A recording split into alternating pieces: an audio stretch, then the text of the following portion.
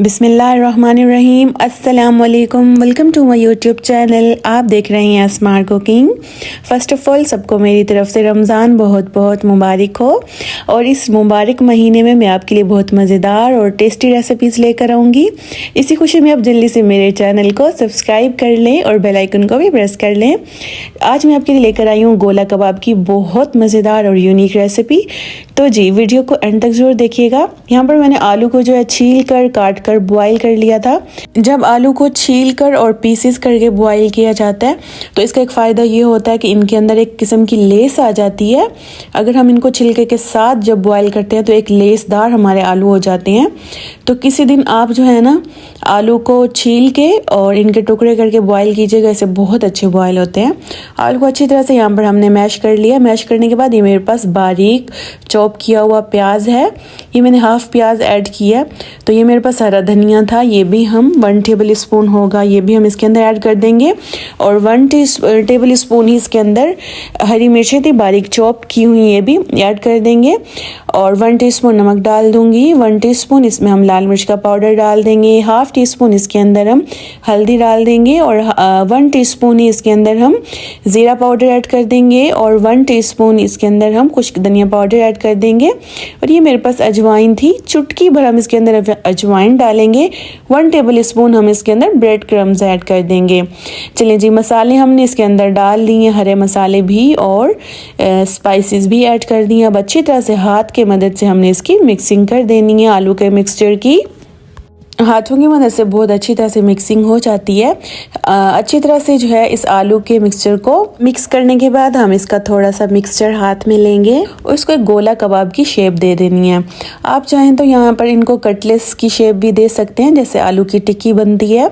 जो शेप आपको अच्छी लगती है तो आप वो वाली शेप यहाँ पर दे सकते हैं। इस तरह से करके हम जो है बनाते जाएंगे।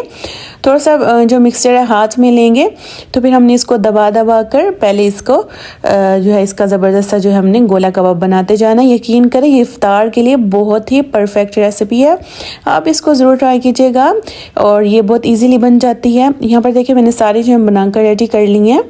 तो आप चाहें तो इसको 1-2 दिन के लिए फ्रीज़ कर सकते हैं। आलू की जो रेसिपीज़ होती हैं हम उसको ज़्यादा टाइम के लिए फ्रीज़ नहीं कर सकते क्योंकि आलू नरम पड़ जाते हैं, पानी छोड़ देते हैं।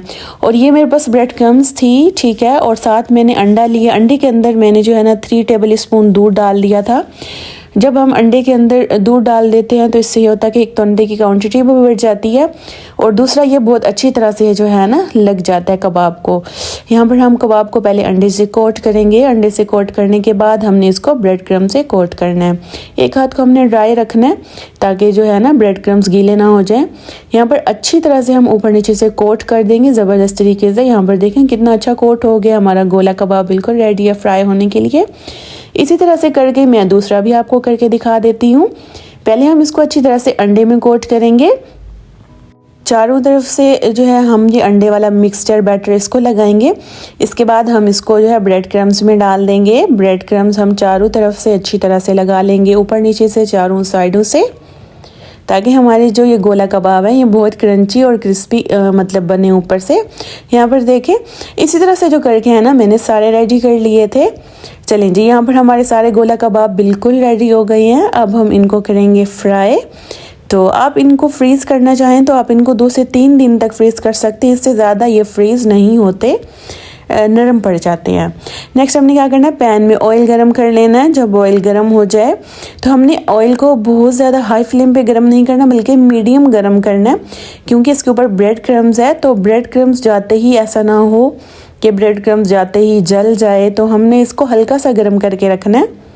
तो जी एक साइड से जब फ्राई हो जाए तो हमने इसकी साइडें जो हैं चेंज करते रहना है, इनको उल्टा पलटा करते रहना है ताकि चारों तरफ से बराबर और बहुत ही प्यारा सा कलर आ जाए। जैसा कि अब रमज़ान स्टार्ट हो गया तो हम औरतों का जो ज़्यादा टाइम है वो किचन में ही स्पेंड होता है।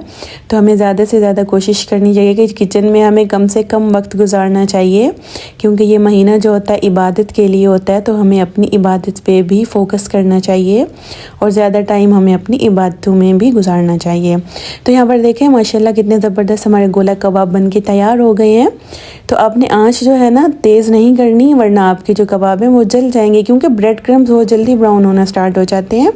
इस तरह से करके बाकी भी हम जो है फ्राई कर लेंगे ज़बरदस्त तरीके से। तो माशाल्लाह ज़बरदस्त तरीके से जो है यहाँ पर सारे हमने रेडी कर लिए हैं। माशाल्लाह देखें इनका कितना ज़बरदस्त कबाब कलर आया है। माशाल्लाह बहुत ज़बरदस्त और इजी रेसिपी थी। इसमें कोई इतनी ज़्यादा वो टाइम वेस्टिंग रेसिपी नहीं है, बल्कि बहुत ही झटपट बन के तैयार हो गए थे माशाल्लाह। चलिए जी, उम्मीद है मेरी आज की रेसिपी, आज की वीडियो आपको अच्छी लगी होगी। वीडियो अच्छी लगी है तो वीडियो को लाइक, शेयर और प्यारा सा कमेंट कर दें। और चैनल पर न्यू हैं तो चैनल को भी सब्सक्राइब कर दिया करें, बेल आइकन को भी प्रेस कर दिया करें। चलिए जी, वीडियो को लाइक करके प्यारा कमेंट कर दें। मिलती हूँ आपसे नेक्स्ट वीडियो में, तब तक आप वीडियो को करें एंजॉय और मुझे दें इजाज़त। अल्लाह हाफिज़।